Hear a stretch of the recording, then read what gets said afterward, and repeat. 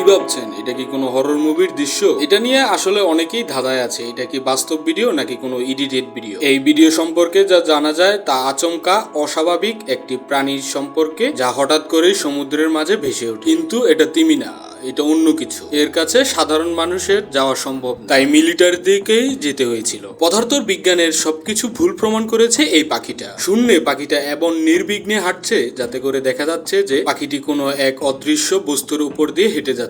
যদিও এমন অদৃশ্য কাহিনী পৃথিবীতে হরহামেশাই দেখা যায়। তবে হ্যাঁ, এটাকে আবার অনেকে এডিটেড ভিডিও মনে করে। তবে হ্যাঁ, আপনি যদি এই শূন্যে পাখিটিকে হাঁটতে দেখে অবাক হয়ে যান, তাহলে আস্ত গাছের ডালকে শূন্যে ভাসতে থেকে তাও আবার একটি পাখি ওইখানে বসে আছে, তাহলে আপনার মাথা ঘোরাবে, তাই না? তো চলুন আরো বেশি মাথা ঘোরানো যাক। এ যেন কাল্পনিক রূপকথার ঘোড়া। যদিও পৃথিবীতে এত বিশাল আকৃতির ঘোড়া দেখা যায়নি, তবে কেউ বলতে পারে না 400 বছর আগে ইংল্যান্ডের একটা রাজ্যে 55 মিটার উঁচু এবং 52 মিটার প্রস্থ এই ঘোড়ার ছবিটা কে খোদাই করেছে তা জানা যায়নি। আর্কিওলজিস্টরা শুধুমাত্র এই ঘোড়ার খোদাই করে আকার বয়সটি নির্ণয় করতে পেরেছে, কিন্তু কারা এবং কিভাবে তৈরি করেছিল তা জানা যায়নি।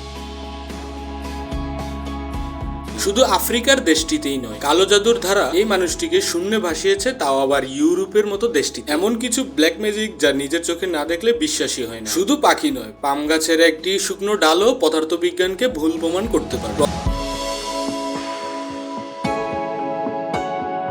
প্রথমে দেখলেই মনে হতে পারে ভেনম সিনেমার এটি একটি পদার্থ যা অন্য ভিন গ্রহ থেকে এসেছে, কিন্তু না। তাহলে এটা আসলে কি? এটা আসলে এমন একটি পদার্থ যেটা জীবন্ত প্রাণীর মতো আলাদা করে দিলেও একসাথে হতে পারে। এগুলো সচরাচর দেখাও যায় না। আপনি হয়তো এই মালভূমির শিলা পর্যন্তই চড়তে পারবেন। তাহলে একবার চিন্তা করেন 1500 বছর আগে রাজা কাশেপ কিভাবে শ্রীলঙ্কার এই দুর্গ নির্মাণ করেছে, তাও কিনা আবার জঙ্গলের মাঝখানে। পাখিটা দেখতে খুব কিউট, তাই না? একটু কিছুক্ষণ দাঁড়ান, তাহলে বুঝতে পারবেন। কি ভাবছেন হঠাৎ করেই পাখিটা ছাতা হয়ে গেল? আসলে এই পাখিদের শিকার করার কৌশলী এটা।